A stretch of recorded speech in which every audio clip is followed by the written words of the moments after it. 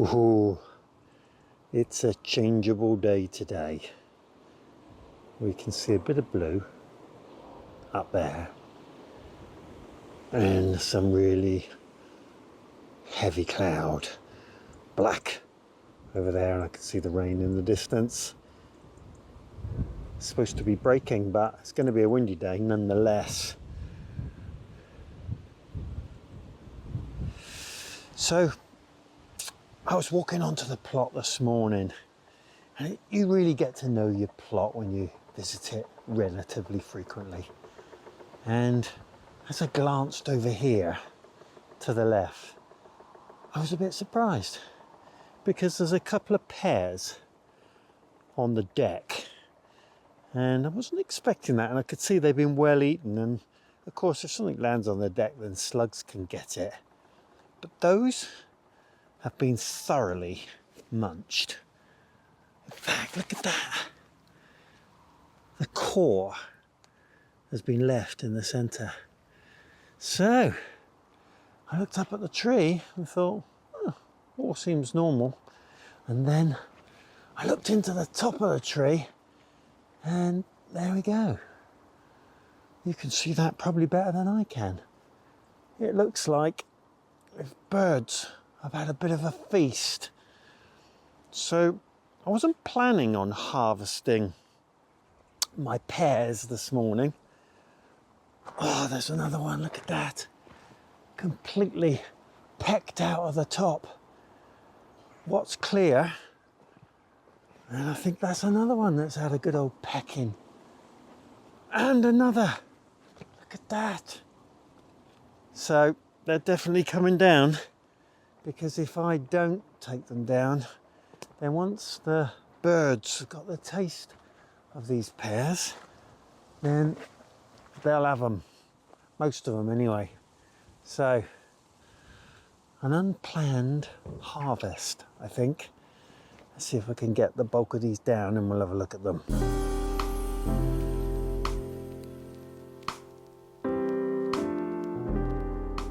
There we are. 8 pears that have become a bit of a feast for the local birds. But in the whole scheme of things, I don't mind feeding nature a little bit, especially when they've left plenty for me. And wow, that's got to be the biggest haul of pears I've ever had, and the size of them, it's incredible. Look at that. What a beautiful pear. And as I've said before, my method of getting these to a really delicious state is to pop them in the fridge for about 6 weeks. Oh, there's one that's had a bit of a munch on it, so we'll add that to the food store for the birds. So yeah, some people have suggested put them in a brown paper bag and they ripen nice and quickly, and I might try that. I won't get all these in the fridge, that's for sure. I'll put some of the really nice ones in the fridge, and the rest will go into storage in our garage, which at this time of year is pretty cool, and I'm sure that they will ripen up over time. So there we are, that's an impromptu pear harvest, which I'm glad I saw. Just shows how important it is to get to your plot reasonably frequently so you can head off some problems. So I also noticed this morning that our resident mole is back, but that's fine, I don't mind that. And I was hopeful that this lily flower would come out and prosper, and I did see it out one day, but the rain is such that it's sort of swamped it. The flower had only got so high, and I fear that now it's been sort of covered over by water that we probably won't see it flower again. But it's been beautiful, and when I move out of this area, I'm thinking I like to take that lily with me, and I'm sort of thinking I might put it in something like one of these half barrels, sink one of those half barrels into the ground and put it in there.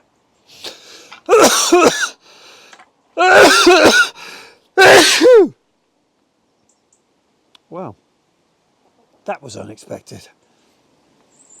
So this squash bed that I'm handing over to the next plot owner, I gave it a really good going over and got the weeds out, and it's interesting to see that a couple of them have just remained. So typically they're docks, so that one's coming out, or at least getting a bit of a bashing. And same here, they're very persistent, these dock roots, so I'll just keep an eye on those. So easy when you can just put the hoe over them, 2 seconds, get rid of anything that's starting to show any form of life, and that way it'll be in good order. Right, I also had a fantastic suggestion, don't know why I didn't think of it, but I didn't, and that was with these pieces of board that I've put on top of this open soil, why don't I just put my potatoes back on top of it, so that when we get the wind, then there won't be any risk of it blowing away. So I'm going to do exactly that. Thank you for that idea, and that way I shouldn't have any problems. I've got quite a few pots of shallots here which we will eat in good time. Here we go. Get the rest of these on here, and then there'll be no risk of any movement. I noticed this morning that just 1 or 2 weeds starting to get established in this bed. It's interesting as you go through this part of the season and you go from warm to cold, somehow it sort of stimulates the growth of some of the weeds. I guess they've been holding on for a bit of moisture and they seem to have a bit of a last flurry. So it's not a bad time just to, well, with this thing, this oscillating hoe, you literally cut the roots off them and they're gone in days. So it's a very simple job. There we are, that's a whole bed weeded in what? Under a minute, I'd say. Good times. I'm going to do the same here because I've got quite a lot of sort of grass growth and they got quite strong roots. So it's a good time just to get them out while the soil's a bit damp, and they're fairly easy to move. Stick them up there. Otherwise these will just get more and more established, and anything that I do on this area just becomes a little bit harder. Look at the roots in those. Right, that's them out, nearly. There we go. And I noticed there's a nasturtium establishing itself quite well here. I'm just going to leave him. He might flower, or her. Dock there. Just keep on top of it and make life very much easier when I want to get cracking in this area. Right. So this is my cook's torch. I think it's for browning the top of creme brulee and things like that, but also a great tool for cutting membrane. I'll show you.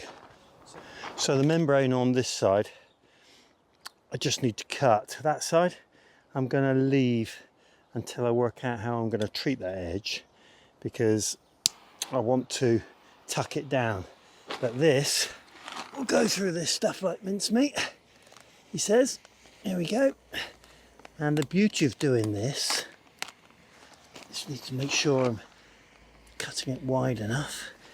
The beauty of doing this is that at the same time as cutting it, I'm sealing it, and this membrane is notoriously difficult to keep sealed, and it ends up in a frayed edge that is a real nightmare because it just carries on fraying and ends up giving you long strands of plastic on the plot, which are a real nuisance. And lots of people have said no dig people tend not to use membrane, and that's great.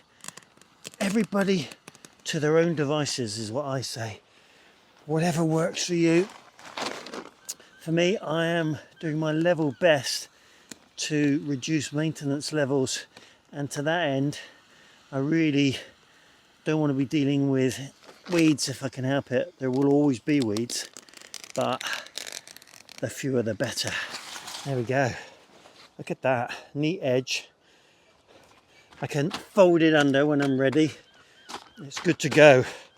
And that bit of membrane might even be used to patch something later on. So I've got a couple of areas like that.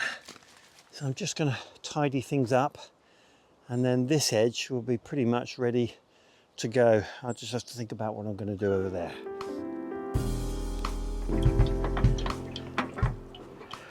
Well, I'm going to level this path off down here a little bit.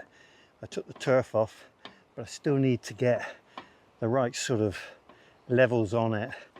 I've committed myself to moving things from the shed every time I go in there, rather than have a massive job clearing the shed for when I move it. I thought I'll do a bit at a time. So my kettle's going in. If you're going to use gas and a flame in your polytunnel, take care, because as is pretty obvious, it's pretty darn flammable. So I'm going to make sure I put that right in the middle if I use it. Right, get this in here.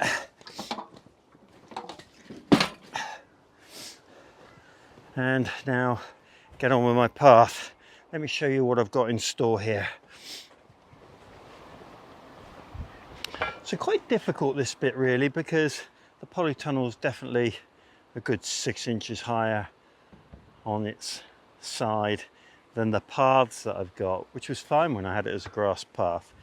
But now that I'm going to put some membrane down and some chippings, I think it's going to be a bit of a challenge. What's going to naturally happen is that things are going to move this way. So I think I'll just get as gentle a gradient as I can down here. It flattens out as I get further down, and see how I get on. And I will be going further forward, so I can afford to come down a little bit at the end and see if I can get it reasonably flat. Right, shouldn't take me long.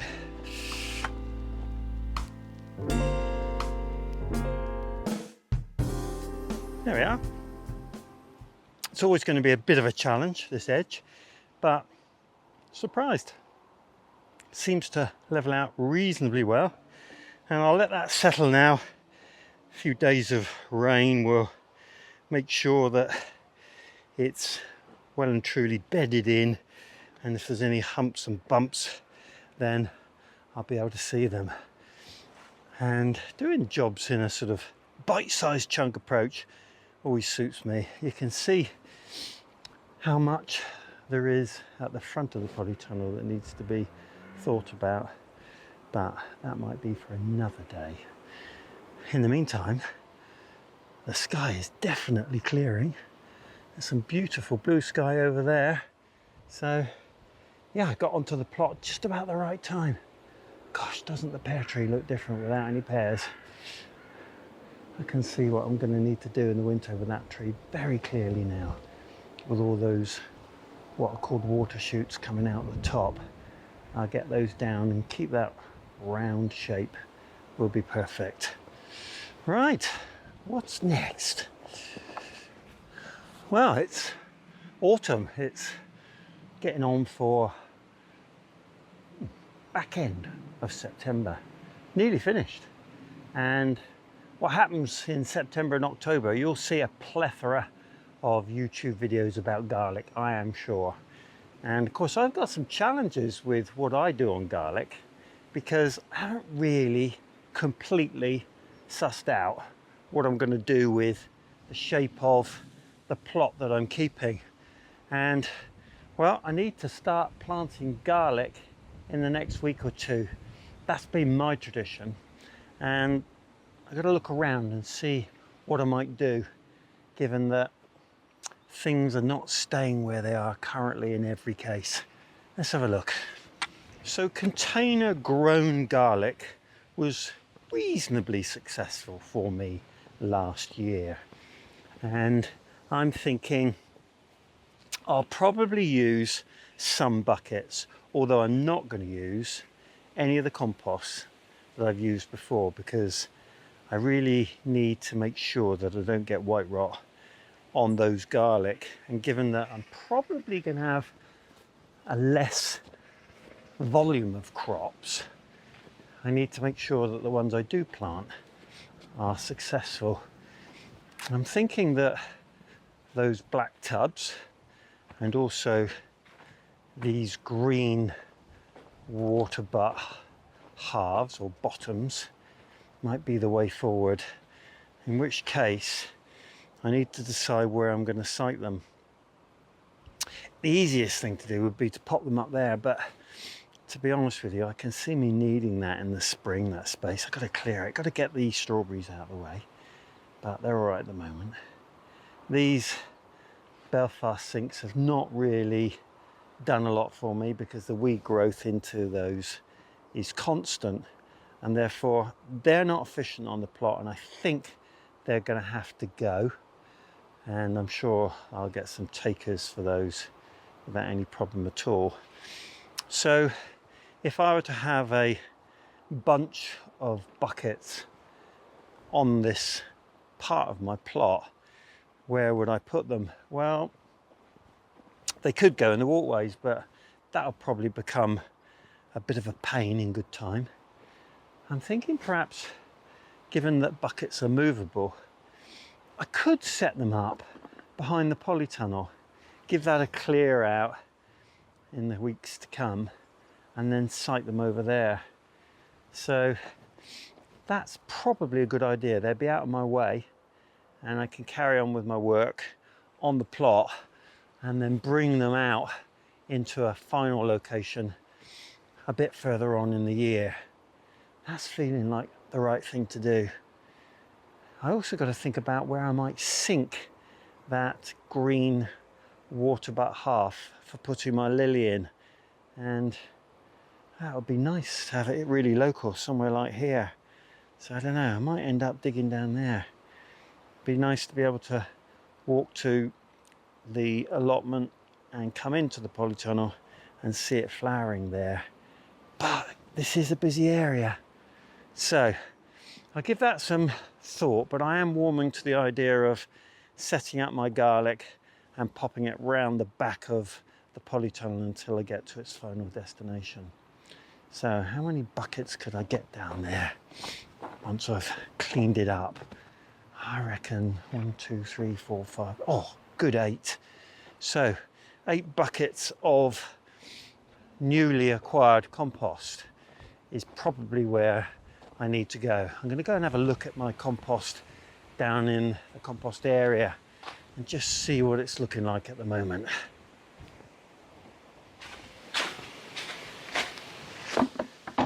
So I've cleaned these pots out best I can so that the risk of any white rot still being in the pot is minimized, but we'll see. Okay, so I've got an awful lot of leaves on here at the moment. Get these rocks off of the covers. Get the covers off and we'll see what we've got. There we have it. Crawling with wood lice, but that's fine. A few slugs, which we'll get rid of. But this, I think, is perfectly good to grow garlic in. So I'm gonna fill these up, ready for garlic planting. And I'll do a couple at the moment, get a few done over the next few days. Where's my fork? It really is beautiful stuff, just full of small worms now, which won't do any harm to the garlic and goes a long way. And I've got more of this compost than I traditionally have year on year because I had so much of the horse compost making material i.e. manure. But I think as the plot is reducing in size, I won't need to do the squash bed in the same way. I'm going to have plenty, so I'm hoping that it will do for seeds and things like garlic as well. There we are, one pot ready for garlic season. I'll put it over here and just fill. I think I might do a couple more. It's very interesting, this compost.